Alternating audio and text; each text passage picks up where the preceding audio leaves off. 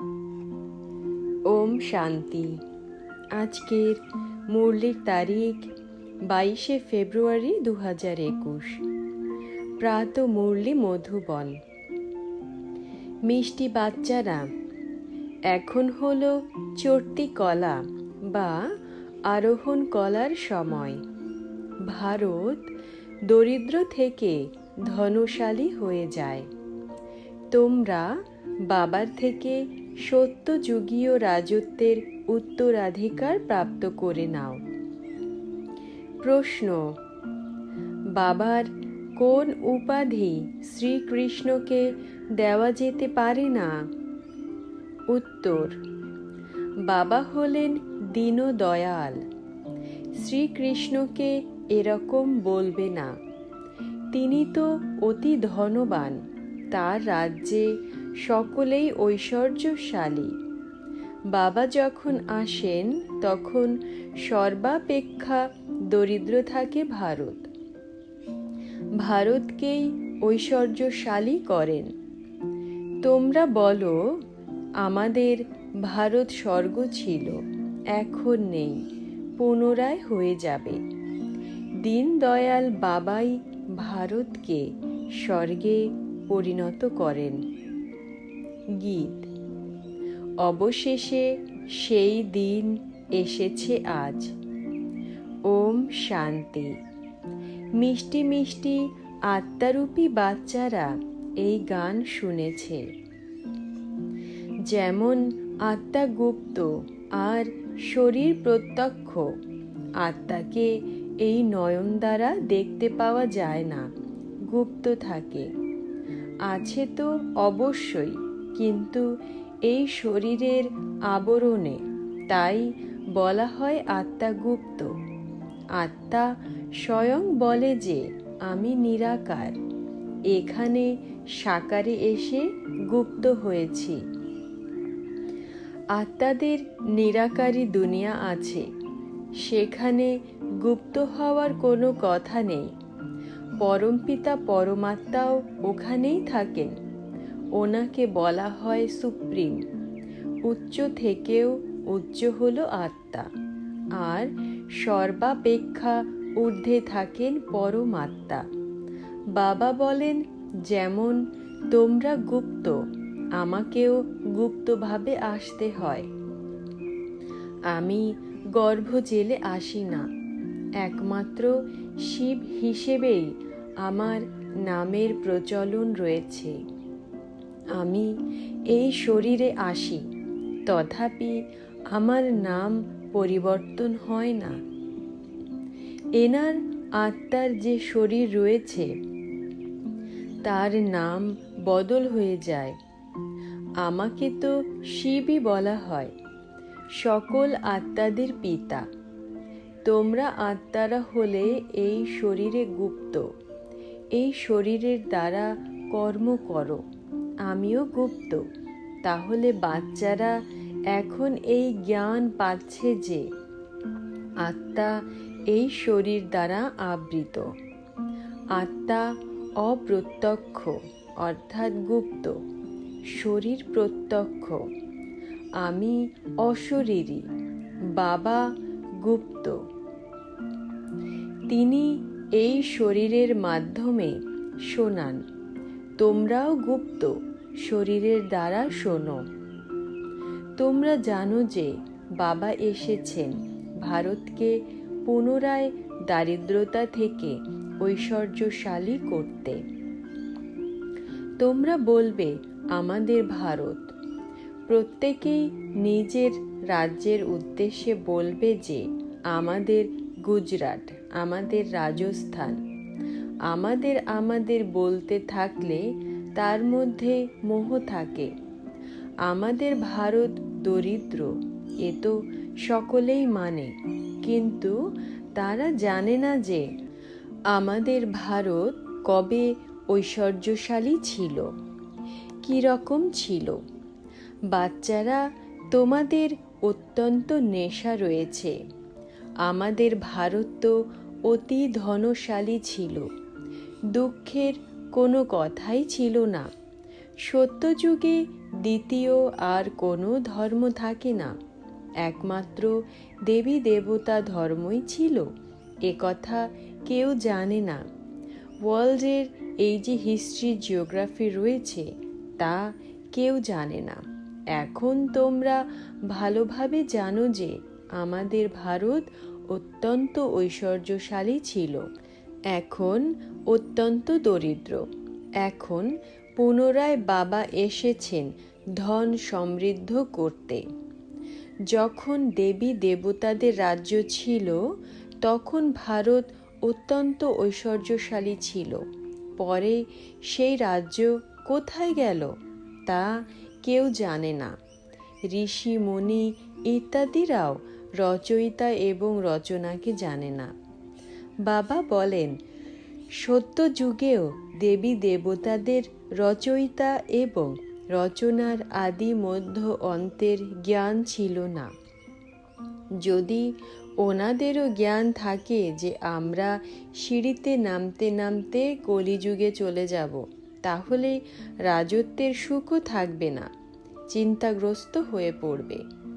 এখন তোমাদের চিন্তা রয়েছে যে আমরা শতপ্রধান ছিলাম, পুনরায় শতপ্রধান কিভাবে হব। আমরা আত্মারা যারা নিরাকারী দুনিয়ায় ছিলাম সেখান থেকে আবার সুখধামে কিভাবে এসেছি সেই জ্ঞানও রয়েছে। এখন আমরা আরোহণ কলায় রয়েছি। এ হলো 84 জন্মের সিঁড়ি। ড্রামা অনুসারে প্রত্যেক অ্যাক্টর নম্বরের অনুক্রমে নিজ নিজ সময় অনুসারে এসে ভূমিকা পালন করে। বাচ্চারা, এখন তোমরা জানো যে দীনদয়াল কাকে বলা হয়, এই দুনিয়া জানে না। গানেও শুনেছ যে অবশেষে সেই দিন এসেছে আজ, যেই দিনের জন্য প্রতীক্ষা করতাম।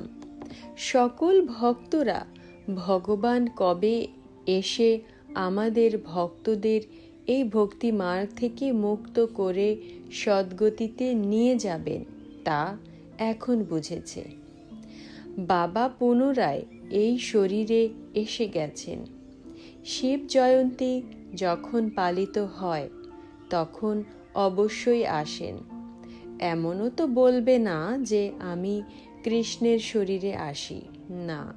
বাবা বলেন কৃষ্ণের আত্মা 84 জন্ম নিয়েছেন। এ হলো ওনার অনেক জন্মের অন্তের অন্তিম জন্ম।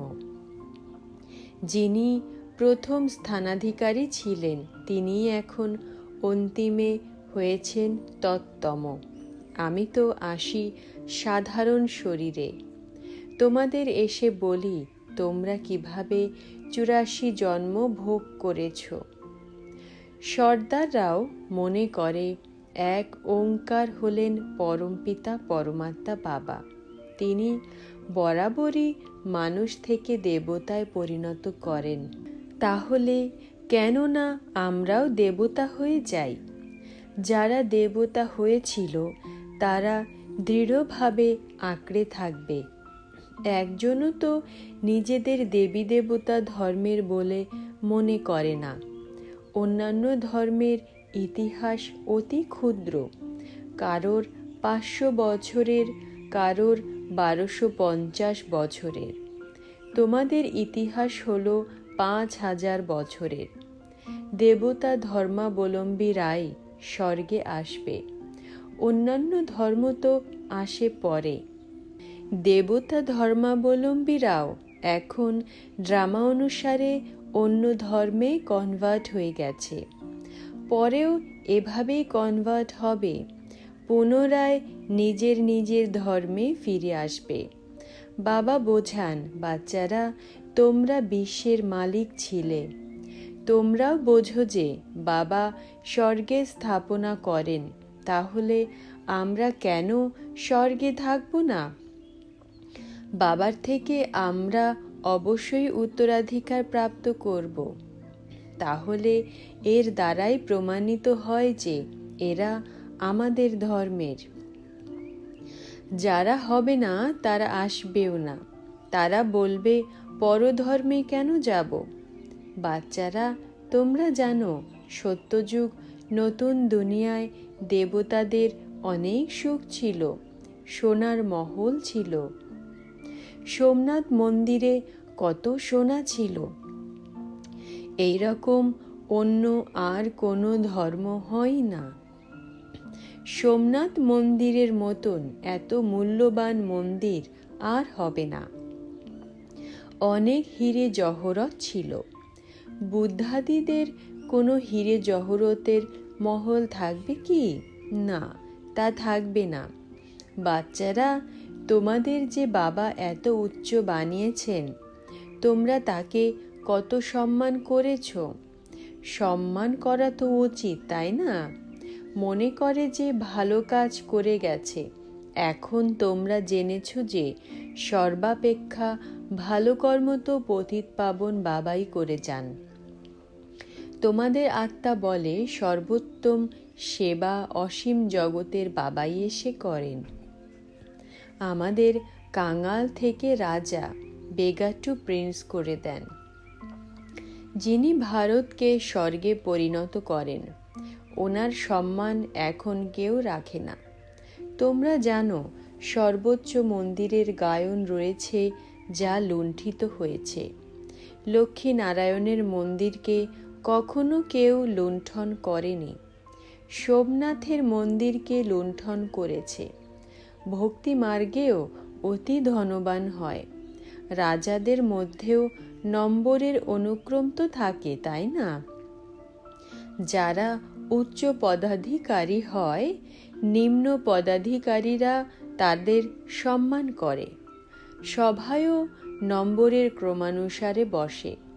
বাবা তো অনুভবী, তাই না? এখানকার সভা হলো অপবিত্র রাজাদের। পবিত্র রাজাদের সভা কেমন হবে? তাদের কাছে যখন এত ধন সম্পদ রয়েছে, তখন তাদের ঘর বাড়িও ততটাই ভালো হবে। এখন তোমরা জানো যে বাবা আমাদের পড়াচ্ছেন, স্বর্গের স্থাপনা করছেন। আমরা স্বর্গের মহারাজা মহারানী হয়ে যাই।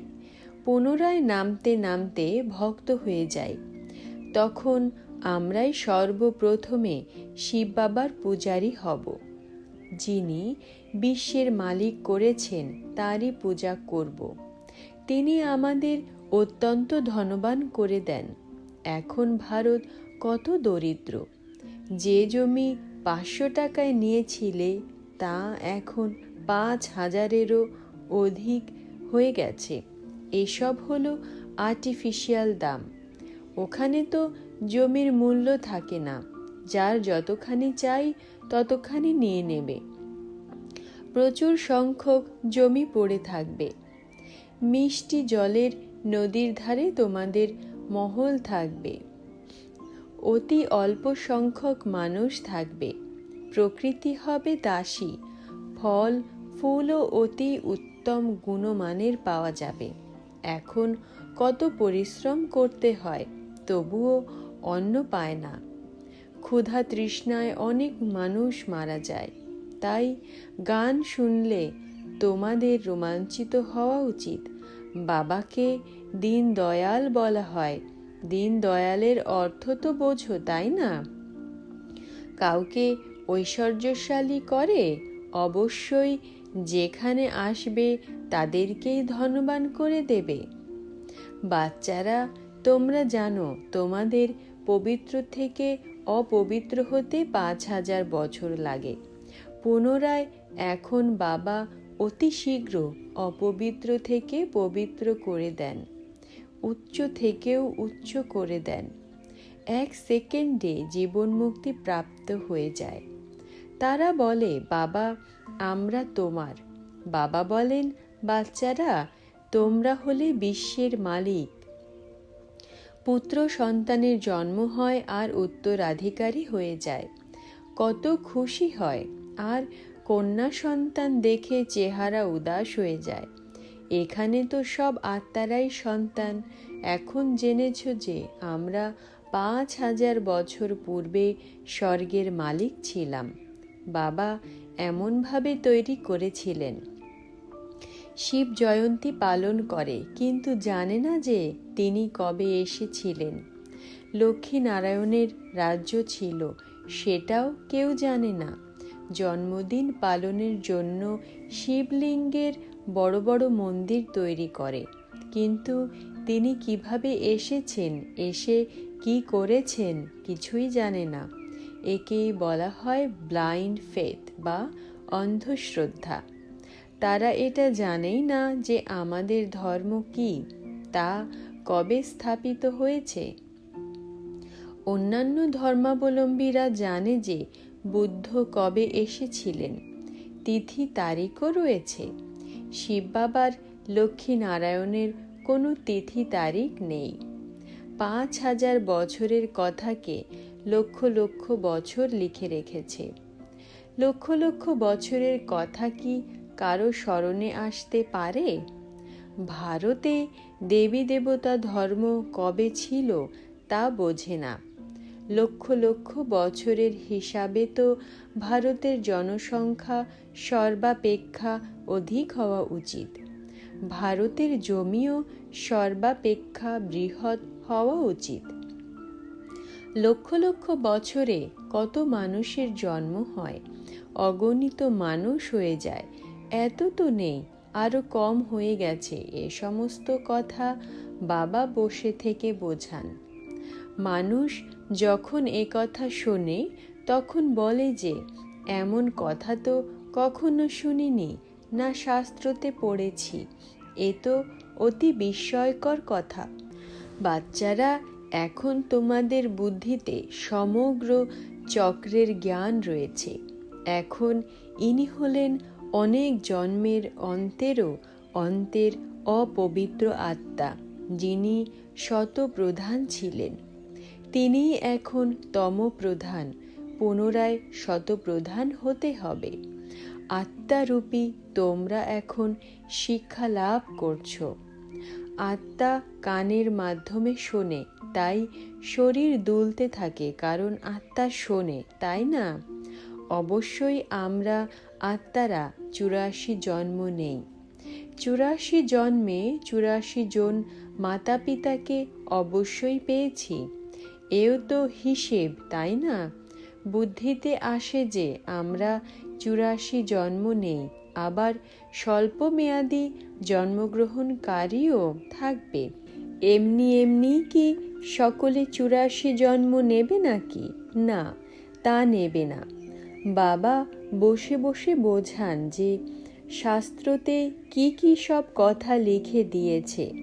তোমাদের জন্য তো তবুও 84 জন্ম বলা হয়। আমার উদ্দেশ্যে তো অগণিত হিসাব বহির্ভূত জন্ম বলে দেয়। কণায় কণায় পাথর মাটিতে ফেলে দিয়েছে। ব্যাস, যেদিকেই দেখি শুধু তুমিই তুমি। কৃষ্ণই কৃষ্ণ রয়েছে মথুরা বৃন্দাবনে, এমনই বলতে থাকে। কৃষ্ণই সর্বব্যাপী। রাধাপন্থীরা আবার বলবে রাধাই রাধা, তুমিও রাধা, আমিও রাধা। তাহলে অবশ্যই একমাত্র বাবাই হলেন দীনদয়াল। এই ভারত যা সর্বাপেক্ষা ঐশ্বর্যশালী ছিল, এখন সর্বাপেক্ষা দরিদ্র হয়ে গেছে। সেই জন্য আমায় ভারতেই আসতে হয়। এ হলো পূর্ব নির্ধারিত ড্রামা। এতে সামান্যতম পার্থক্য হতে পারে না। ড্রামা যা শ্যুট করা হয়ে গেছে তা হুবহু পুনরাবৃত্ত হয়। এতে পাইয়ের অর্থাৎ অতি সামান্যতম পার্থক্য হতে পারে না। ড্রামাকেও জানা চাই। ড্রামা মানে ড্রামা। ওটা হলো পার্থিব জগতের নাটক, এটা হলো অসীম জগতের নাটক। এই অসীম জগতের ড্রামার আদি মধ্য অন্তকে কেউ জানে না। তাই দীনদয়াল নিরাকার ভগবানকেই মানবে, কৃষ্ণকে তো মানবে না। কৃষ্ণ তো হয় ঐশ্বর্যশালী, সত্যযুগের যুবরাজ। ঈশ্বরের তো নিজস্ব শরীর নেই। বাচ্চারা, উনি এসে তোমাদের ঐশ্বর্যশালী করে দেন, তোমাদের রাজযোগের শিক্ষা দেন। অধ্যয়নের মাধ্যমে ব্যারিস্টার ইত্যাদি হয়ে আবার উপার্জনও করে। বাবাও তোমাদেরকে এখনই পড়ান, তোমরা ভবিষ্যতে নর থেকে নারায়ণ হয়ে যাও। তোমাদের জন্ম তো হবে, তাই না? এমন তো নয় যে স্বর্গ সমুদ্রের থেকে বেরিয়ে আসবে। কৃষ্ণও তো জন্ম নিয়েছে, তাই না? কংসপুরী ইত্যাদি তো সেই সময় ছিল না। কৃষ্ণের নাম কত গাওয়া হয়। ওনার বাবা তেমন কোনো প্রশস্ত শোনা যায় না। ওনার বাবা কোথায়? কৃষ্ণ তো অবশ্যই কারোর সন্তান, তাই না? কৃষ্ণ যখন জন্ম নেয় তখন যৎসামান্য পতিত থাকে এই দুনিয়া। যখন তা সম্পূর্ণ সমাপ্ত হয়ে যায় তখন সে রাজ সিংহাসনে বসে, নিজের রাজত্ব গ্রহণ করে, আর তখন থেকেই ওনার অব্দ বা যুগের সূচনা হয়। লক্ষ্মীনারায়ণের থেকেই যুগের সূচনা হয়। তোমরা সম্পূর্ণ হিসেব লেখো। এনাদের রাজ্য এত সময়, আবার এনাদের রাজত্ব এত সময়। তবেই মানুষ বুঝতে পারবে যে কল্পের আয়ু বড় হতে পারে না। সম্পূর্ণ হিসাব 5000 বছরের। বাচ্চারা, তোমাদের বুদ্ধিতে তো আসে, তাই না? কাল আমরা স্বর্গের মালিক ছিলাম। বাবা আমাদের এরকম করেছিলেন, তবেই তো আমরা শিব জয়ন্তী পালন করছি। তোমরা সব কিছু জানো। ক্রাইস্ট, গুরু নানক আদিরা কবে আসবেন এই জ্ঞান তোমাদের রয়েছে। ওয়ার্ল্ডের হিস্ট্রি, জিওগ্রাফিও হুবহু পুনরাবৃত্তি হয়। এই পড়া কত সহজ। তোমরা স্বর্গকে জানো। বরাবর ভারত স্বর্গ ছিল। ভারত হলো অবিনাশী খণ্ড। ভারতের মতন মহিমা আর কারোর হতে পারে না। সকলকে পতিত থেকে পবিত্র করেন একমাত্র বাবাই। আচ্ছা, ওম শান্তি। ধারণার জন্য মুখ্য সার।